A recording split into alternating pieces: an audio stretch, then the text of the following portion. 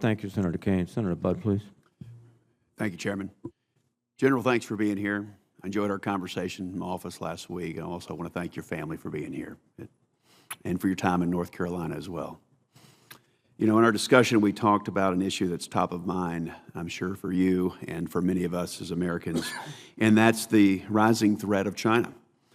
So if confirmed, how do you see the Marine Corps contributing to the joint force in competition and potential conflict in the Indo-Pacific?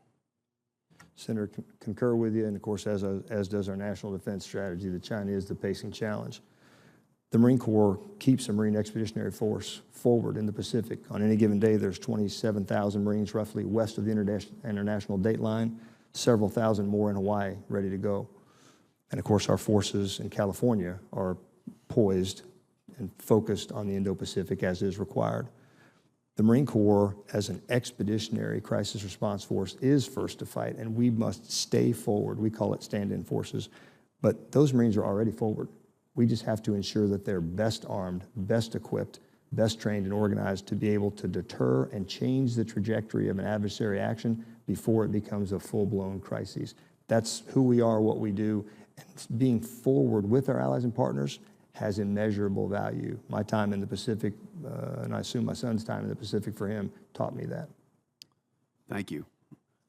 Now, there's no doubt that the Marine Corps will play a critical role for the joint force, but can you talk specifically about how force design is both threat-informed and budget-conscious? So, sir, I would say on the first part, it is threat-informed in that the deep analysis that has gone into what our adversaries globally can do. China is the pacing challenge, Russia is the acute threat, and then, of course, violent extremism, Iran and North Korea. What capabilities do they have, and how do we need to thwart them? It is completely threat-informed, and it moves daily through our intelligence estimates. And then as far as the budget, sir, you know, if confirmed, I am responsible or would be responsible for balancing the Marine Air Ground Task Force, families, munitions, housing, training, all of that.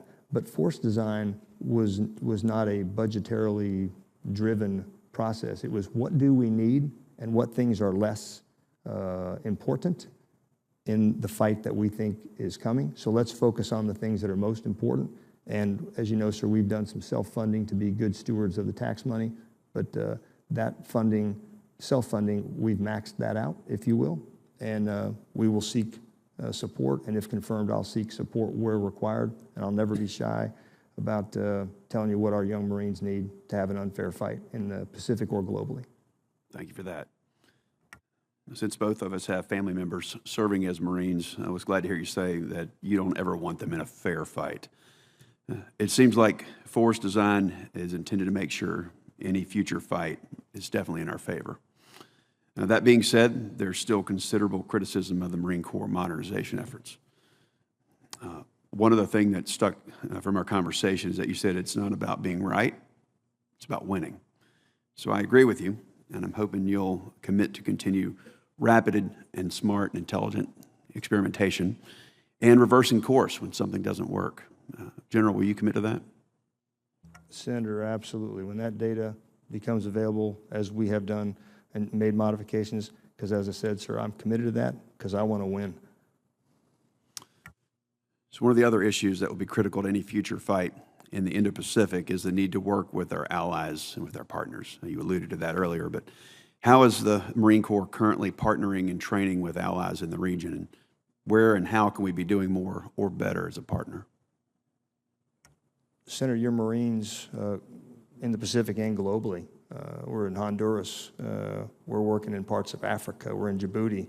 We're up in the high north with Norway. We're also in the Pacific in Thailand, the Philippines, Singapore, Japan, Korea, Australia. We are globally present, and the way that we maintain that global presence in many cases is to be forward with our amphibious warships, because those warships bring with them helicopters, jets, long-range fires, all in one package.